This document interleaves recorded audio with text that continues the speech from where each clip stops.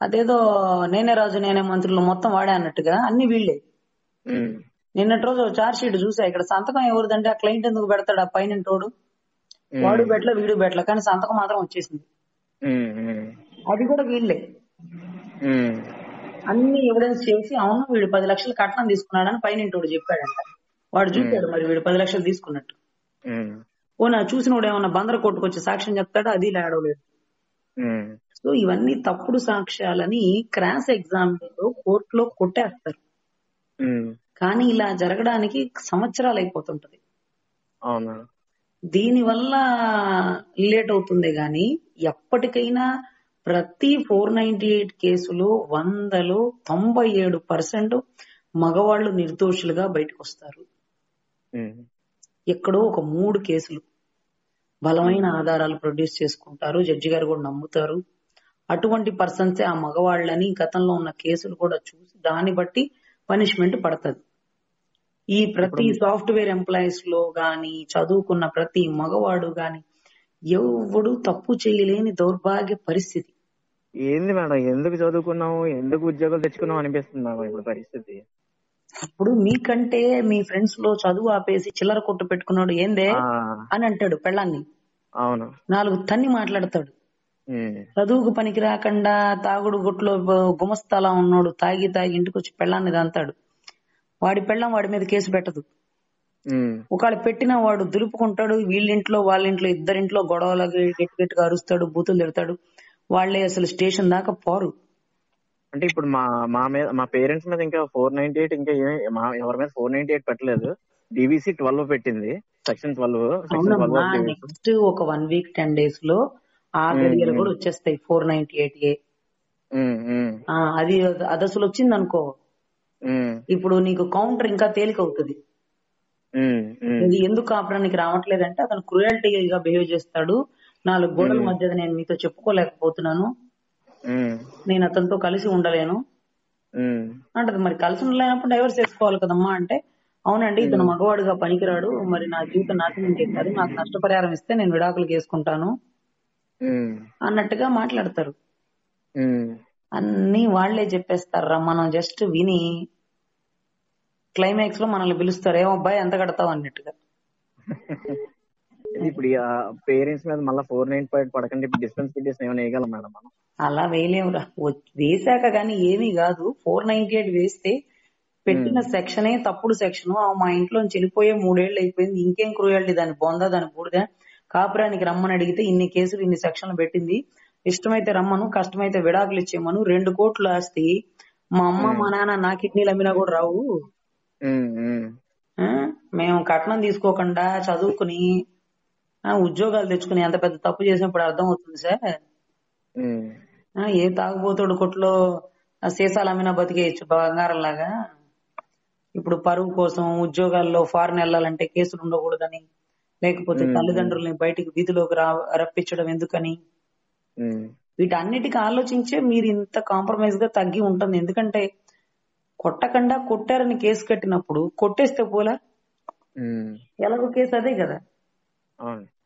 అట్లాంటి పరిస్థితికి తెచ్చేస్తున్నారు మగ పిల్లల్ని.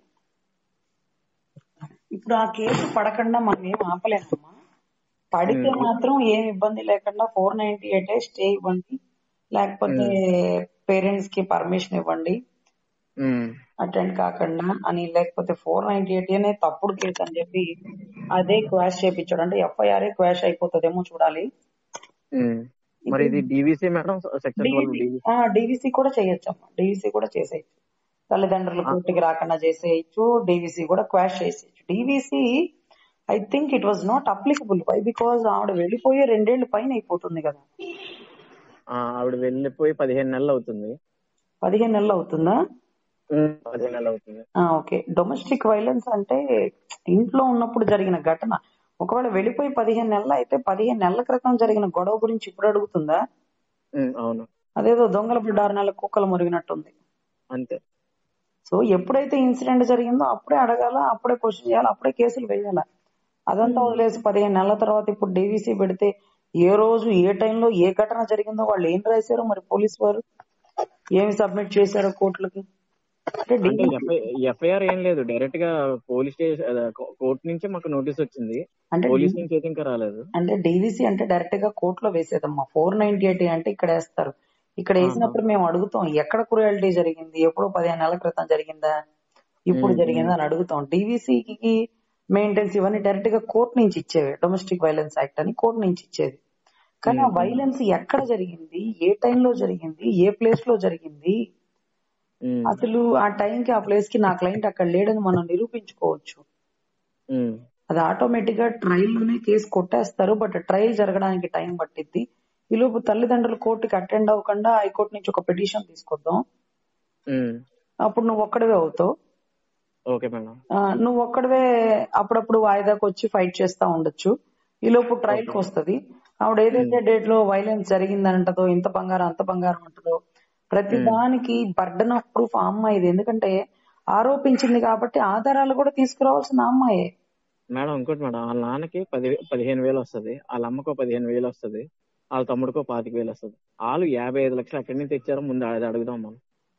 ఇప్పుడు 55 లక్షలు, ఇప్పుడు మనం ఏదన్నా ఒక బంగారం కొనుక్కోవాలన్నా, ఒక ఇల్లు కొనుక్కోవాలన్నా ఈ డబ్బులు నీకు ఎక్కడే అని అడుగుతారు. నీకెందుకురా నేను పొలం కొంటున్నాను కదా అంటే, కాదు నువ్వు ఈ డబ్బులు ఎక్కడి నుంచి తెచ్చో లెక్క చెప్పమంటాడు ఐటీ రిటర్న్స్ వాడు. అవును. అట్లాగే 55 లక్షలు ఎక్కడి నుంచి తెచ్చావురా అంటే 100 మంది దగ్గర అప్పులు చూపిస్తారు వీళ్ళు.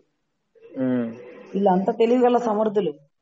అవును. కాకపోతే 55 లక్షలు మేము ఇవ్వలేదు, ఇవన్నీ తప్పుడు ఆరోపణలు అంటే చాలు జడ్జి గారికి మొత్తంగా అర్థమైపోతుంది. ఒక సాఫ్ట్వేర్ ఎంప్లాయీ కట్నం ఇచ్చి పెళ్లి చేసుకునే పరిస్థితి లేదు.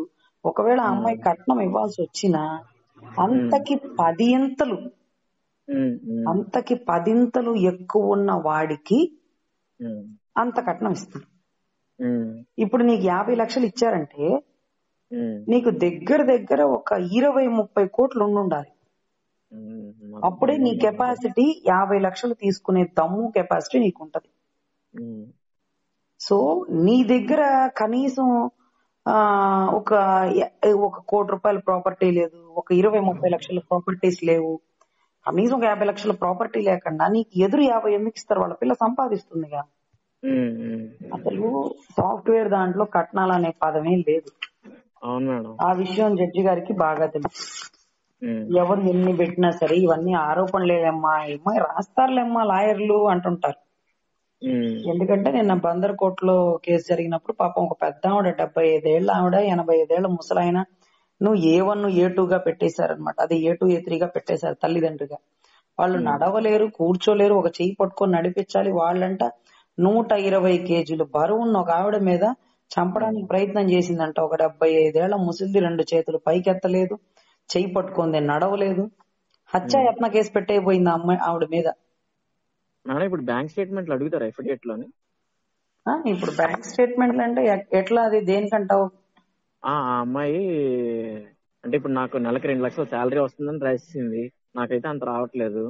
అరే నీకు 2 లక్షలు వచ్చేది కాదు, నీకు 50 వస్తుంది. దానికి ఎందుకంట? దానికి వచ్చే శాలరీ చూపించే చాలు. నీ శాలరీ గురించి నువ్వు చెప్పాల్సిన పనే లేదు. దాని బ్యాంక్ అకౌంట్లు తీస్తే ప్రతి నెల ఎంత పడుతుందో తెలిసిద్ది. తెలివైంది. అదేంటి పాత కంపెనీలో ఒక బ్యాంక్ అకౌంట్, ఇప్పుడేమో ఇంకో బ్యాంక్ అకౌంట్ మార్చేసింది. కనీసం ఆ అమ్మాయి ఎక్కడ పని చేస్తుందో ఆ స్టేట్మెంట్ ఇచ్చినా చాలు. Now she was working in particular company lordship, is kindly submitted all that evidence అని చెప్పి మనం ఆ అమ్మాయి ఒక వన్ ఆఫ్ ద, ఇప్పుడు అక్కడ ఎవరో ఒకళ్ళతో ఒక ఫోటో తీపిచ్చినా చాలు. లేకపోతే ఆ అమ్మాయి అక్కడే జాబ్ చేస్తుందండి, కన్సర్న్ HR నుంచి ఇదిగోండి వాయిస్ మెసేజ్, పలానా మేడం వాళ్ళ బ్రదర్ అని సిస్టర్ అని, లేకపోతే ఏదో ఒక ఎవిడెంటరీగా తీసుకోండి. అంటే మన దగ్గర ఆ అమ్మాయి మాట్లాడింది ఉంది, వాట్సాప్ మెసేజ్ ఉంది. ఆ అమ్మాయికి 15 లక్షల ప్యాకేజ్, 12 లక్షలు. ఇప్పుడు నువ్వు ఇచ్చే ₹1,00,000 కోసం అమ్మాయి ఉద్యోగం మానుకోదు, అమ్మాయి కెరియర్ ఆపదు. ఒక రాయి వేసింది అంతే. ఇప్పుడు ఒక రాయి వేసి అది గమ్మున కూర్చుంటది, మనం మాత్రం కోర్టు చుట్టూ గిరగిరగిర తిరుగుతా ఉంటాం. సో ఇదే ఇక్కడ జరుగుతున్న మిస్టేక్ అన్నమాట. అందుకని వన్ మ్యాన్ ఆర్మీ లాగా అందరినీ పక్కకు పెట్టేసి హైకోర్టు ద్వారా నువ్వు ఒక్కడవే ఫైట్ చేయి, ప్రతి ఎవిడెంటరీ సబ్మిట్ చేయి. ₹1 కూడా కట్టే పని లేకుండా నువ్వు ఒక కేసులోంచి బయటకు వస్తే ఒక చదువుకున్నోడుగా 10 మందికి ఆదర్శం ఉంటావు. Okay madam. అంటే ఇప్పుడు మనం ఇప్పుడు మా అమ్మగారు వాళ్ళ మీద వేసిన దాని మీద ఇంకా ఫ్యూచర్ లో ఏబోయే మీద మనం ఏమైనా ఇప్పుడు ఏం చేయొచ్చు, అంటే ఏం చేయాలి, ఇప్పుడు మనం నెక్స్ట్ ముందు స్టెప్స్ ఏం ప్రెసెంట్ చేయాలి? డివిసిది హైకోర్టు నుంచి పిటిషన్ తీసేసుకున్నాం, డిస్పెన్సరీ పిటిషన్. అది అక్కడ వాళ్ళు అక్కడికి వెళ్ళి అటెండ్ అవ్వాల్సిన పని ఉండదు. అదే రకంగా 498 ఇస్తే దాని మీద కూడా తీసుకుందాం. మెయింటెనెన్స్ మీద ఎవిడెంటరీగా కోర్టుకి సబ్మిట్ చేస్తే ఇమీడియట్ గా మెయింటెనెన్స్ కేసు అనేది కొట్టి పక్కన పడేస్తారు. ఎందుకంటే ఆవిడ మెయింటైనబుల్ అవుతుంది, ఆవిడకి ఇంత ప్యాకేజ్ ఆఫ్ శాలరీ వస్తుంది, మళ్ళీ అతని దాంట్లోంచి అడిగే నెసెసిటీ నీడ్ లేదు. అంతకు ముందున్న చట్టాల్లో ల్యాండ్ మార్క్ జడ్జిమెంట్ లో ఒక చదువుకున్న దానికి కూడా మెయింటెనెన్స్ ఇవ్వకండి, ఎందుకంటే పని చేస్తే ఉద్యోగం చేస్తే రూపాయి వస్తుంది. ఇంటెన్షనల్ గా ఆ అమ్మాయి పని చేయలేని అమ్మాయి కాదు, చదువులేని అమ్మాయి కాదు, అన్ని ఉన్నాయి. అవయవాలు సరిగ్గా ఉండి చదువు ఉంటే జీతం లేకపోయినా వాళ్ళకి మెయింటైన్ ఇవ్వకండి, వాళ్ళ పని వాళ్ళు చేసుకుంటారు అనేది ఒక చట్టం ఉంది. కానీ ఇప్పట్లో చదువు ఉంటే కాదు, ఉద్యోగం ఉండి సంపాదిస్తుందా లేదు కదా, పోనీలేయ్యా ఇవ్వండి, ఏమి కట్టుకున్న భార్యకు ఆ మాత్రం ఇవ్వరా అంటాడు. మేమేమంటామంటే మెయింటెనెన్స్ ఇచ్చినప్పుడు అంటే మనం బాధ్యత తీసుకుంటున్నాం కదా, మరి ఆవిడ మన హక్కులు కూడా ఉంటాయి కదా కొన్ని. ఇప్పుడు ఇంట్లో పనమ్మాయికి ఊరికే మనం జీతం ఇస్తున్నామా? లేదుగా, పని చేయించుకునేగా. మరి ఆవిడకి ఊరికే మనం ఎందుకు మెయింటెనెన్స్ ఇవ్వాలా? మనం తాళి కట్టినందుక? ఎక్కడో కూర్చొని దూడం వేసినట్టు మేస్తంటే దానికి ఇక్కడి నుంచి మనం డబ్బులు పంపించితే ఆవిడ కూర్చొని తింటదనమాట. మనకి అన్నం ఉండదు, క్యారేజ్ కట్టదు, మనకి బట్టలు ఐరన్ చేయదు, లేకపోతే బట్టలు వాష్ చేయించదు, ఇంటి పని చూసుకోదు, మనం మంచి చెడు చూడదు. ఆమెకు మాత్రం మనం ప్రతి నెల ఏదో బాకీ ఉంటాం చూడు, అట్లా ప్రతి నెల ఆటోమేటిక్ గా అకౌంట్ లో పడిపోతాయి. సెకండ్ కోవిడ్ వచ్చి చాలా సీరియస్ గా స్ట్రగుల్ అయినప్పుడు కూడా ఒక్కరోజు ఎలాగుందని లేదు మేడం. ఆ తర్వాత కిడ్నీ స్టోన్స్, బీపీ ప్రాబ్లమ్స్, ఇవన్నిటితో సఫర్ అవుతున్నా కూడా ఏ రోజైనా మారుతుందంటే లేదు, కనికరం లేదు. ఈ రోజేమో డబ్బులు కావాలని చెప్పి వేస్తుంది. వాళ్ళకి పోతే తప్ప ఈ సమస్యకు పరిష్కారం ఉండదు. ఒక మనిషి పోతే, ఒక భార్య, ఒక భర్త పోతే భార్య పరిస్థితి అంతా దయనీయమైన దౌర్భాగ్య పరిస్థితి ఈ భూమండలంలో ఎవరికి ఉండదు. వాళ్ళ మొహం చూసినా పాపమే. అటువంటి జన్మది.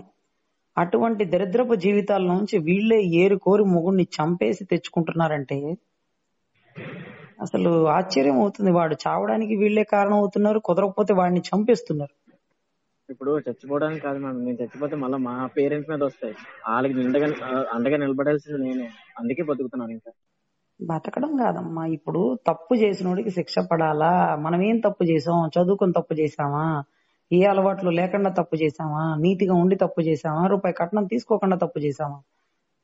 అటువంటి దానికి ఎంత ఖర్చైనా, ఎంత కష్టమైనా ఒక గొప్ప గుణపాఠం చెప్పగలిగితే, అరే పలానా వైజాగ్ లో వాడు చూడరా అసలు రూపాయి ఇవ్వకుండా అసలు అన్ని ఆధారాలు తెచ్చి తిరిగి చేసుకున్నాడు, మనం కూడా అలాగే చెయ్యాలి అని ఎలాగ అనిపించాలి. అంతేకాని వాడు చూడరా పిరికి బొందలాగా సమస్యను ఎదుర్కోలేక చనిపోయాడని. ఈ రోజు మన క్లయింట్స్ ఎంత మందిని మనం చూస్తున్నాం. చూసి మనం నేర్చుకుంది ఏంటి? అరే వాడు చచ్చిపోయాడు, ఏ వాళ్ళ అక్క ఏడుస్తుంది, ఏ వాళ్ళ అమ్మ ఏడుస్తుంది అని మీకు భయం వేసిందా లేదా? మనం చనిపోతే మన అమ్మ కూడా ఇలాగే ఫోన్ చేసి మేడంకి చెప్తుంటారేమో, అమ్మా నా కొడుకు ఎన్నో రోజుల నుంచి మీతో మాట్లాడాలనుకున్నాడమ్మా, సడన్ గా ఏమనుకున్నాడో ఇలా లారీ యాక్సిడెంట్ అయిందన్నాడు, నాకు అసలు ఏమీ తెలియట్లేదు, నిజంగానే జరిగిందా? మరి ఎలా అని ఎంతమంది ఫోన్ చేశారు. చెల్లెలు అన్న కోసం చేసింది, బిడ్డ కోసం, తల్లి, ఇలా ఇంతమంది చనిపోయిన తర్వాత తల్లులు మేల్కొని బయటకు వస్తున్నారు వెలుగులోకి. అంటే మీ వయసుకి మీరు ఎదుర్కోలేకపోతున్నారు సమస్యని. దీని బాధ ఏంటంటే షేర్ చేసుకోవట్లేదు. ఏం కాదమ్మా, ఏదైతే అదైంది చూసుకుందాం. ఏమవుతుందంట, అంత గొప్ప సీఎంలే పిఎంలే జైల్లోకి వెళ్ళి బయటకు వచ్చారు, మీరేమన్నా పెద్ద తోపులా? వెళ్ళొస్తే ఏమవుతుంది? అందాక పోతే అన్ని అసలు కృష్ణుడు పుట్టిందే చెరసాలంటారు. అలాంటి జైలు అనగానే గజగజ వణికిపోయి కుటుంబం అంతా బోర్ నేర్చేసుకుంటారు. ఏమవుతుంది? దేనికుండే దమ్ము దానికి ఉంటది. దేనికి భయపడకపోతే మన ఒరిజినాలిటీ బయటికి తెలుస్తుంది సొసైటీకి. ఏమైందంట, అతను ఏంది చేసుకోమనబ్బా, ఏందంట, ఈవిడికి 5,000 కట్టాలా, 50,000 కట్టి అడ్వకేట్ నేను పెట్టుకుంటాను కానీ దీనికి 5,000 కట్టను అనే స్థాయికి వచ్చారు ఈ రోజు క్లయింట్లు. అది ఇప్పుడు ఎందుకంటే మన దాంట్లో ఏం చేయాలి మేడం? ఇప్పుడు మన వీళ్ళకి దాంట్లో దానికి వచ్చి ఆల్రెడీ ఒక డీవీసీ దానికి అది తీసుకున్నామమ్మా. 498 వేస్తే ఇన్ఫార్మ్ చేయి. మెయింటెనెన్స్ దానికి ఎట్లా రిప్లై ఇవ్వాలి ఏంటనేది నేను ఒక డ్రాఫ్టింగ్ చేసి పంపిస్తాను. Okay madam. దాన్ని బట్టి అక్కడ ఎక్కడ గతంలో పెళ్లి కార్డు కూడా ఎవిడెంటరీగా పెట్టు. అంతకుముందు ఈ కంపెనీలో పనిచేస్తూ తను కావాలని తన పేరు పక్కన కూడా ఇలా వేయించుకునింది. అదిగోండి అప్పుడు తను తన ఫ్రెండ్స్ తో కలిపి ఫేస్బుక్ లో పెట్టిన ఫొటోస్, తన జాబ్ హోల్డర్ గా ఇవన్నీ ఒక ఎవిడెంటరీగా బయటికి తీస్తాం. ఎందుకంటే ఆ అమ్మాయి ఇప్పుడు నేను ఏ ఉద్యోగం చేయట్లేదంటూ కబుర్లు చెప్పడం వేరు, సాక్ష్యంగా ప్రొడ్యూస్ చేయడం వేరు. ఉన్న కంపెనీ హెచ్ఆర్ఓడు ఒక్క స్టేట్మెంట్ కొడితే మొత్తం రికార్డు తీసి బయట పెడతాడు. పలానా పేరుతో ఉన్న అమ్మాయి మీ కంపెనీలో ఏ మంత్ నుంచి పనిచేస్తుంది, ప్రొబేషన్ పీరియడ్ అయిపోలేదు మేడం, ఇంకా అమ్మాయికి ప్రొబేషన్ పీరియడ్ లోనే ఉంది, ఇప్పుడు శాలరీ ప్యాకేజ్ ఇంత, పలానా డేట్ మంత్ లో అమ్మాయి ఇక్కడ నుంచి మా దగ్గర పనిచేస్తుంది, పలానా కంపెనీ నుంచి వచ్చింది అంటాడు. సో ఇదంతా ఒక ఎవిడెంటరీగా వాళ్ళు ఇవ్వాల్సిందే. దాచిపెట్టడానికి ఆ అమ్మాయి బాయ్ ఫ్రెండ్స్ అడగట్లా, ఆ అమ్మాయి డేట్స్ అడగట్లా, మనం ఆ అమ్మాయి పర్సనల్ థింగ్స్ అడగట్లా. ఇది కోర్టుకు కావాల్సిన ఆధారం, సబ్మిట్ చేయాల్సిన బాధ్యత వాళ్ళకు ఉంటది. ఇప్పుడు నువ్వెక్కడ పని చేస్తున్నావు, పోలీసు వాడు వచ్చి ఎంక్వైరీ చేసుకుని రాసుకుని వెళ్ళొచ్చు, కానీ నీ భార్య ఎక్కడ పని చేస్తుందో నువ్వు కనుక్కోకూడదా? ఇప్పుడు పోలీసు వాడు నీ మీద రాసేసుకుంటాడు 498 లో నువ్వు ఏ కంపెనీలో పని చేస్తున్నావు, ఎన్ని నెలల నుంచి పని చేస్తున్నావు, వాడు రాసేసుకోవచ్చు అనమాట. వాడికి అధికారం ఉంటది. ఏది ఒక అధికారి. మరి కట్టుకున్న మొగుడు భార్య ఎక్కడ పని చేస్తుందో కనుక్కుంటే మాత్రం అది ప్రైవసీ. సో అదంతా ఏముండదు. బట్ హెచ్ఆర్ కి లెటర్ పెట్టుకొని లేకపోతే కాల్ చేసినా అతను ఇన్ఫర్మేషన్ ఇచ్చే ఏం ఇబ్బంది ఉండదు. అదొకటి తీసుకుంటే మెయింటెనెన్స్ కూడా స్టే అడిగేయచ్చు. She was not eligible for the maintenance అని. ఓకేనా? నాకు ఒకసారి డీవీసీ పంపించు, ఏమేమి పెట్టిందని చూస్తాను. గ్రౌండ్స్ కౌంటర్ వేద్దాం. కోర్టులో హైకోర్టులో వేసేది చెప్తాను. ఒకసారి నువ్వు అమరావతి వచ్చుద్ది కానీ. Okay madam. సరే మేడం. ఓకే అమ్మా, గుడ్ నైట్ రా. Okay madam, thank you madam.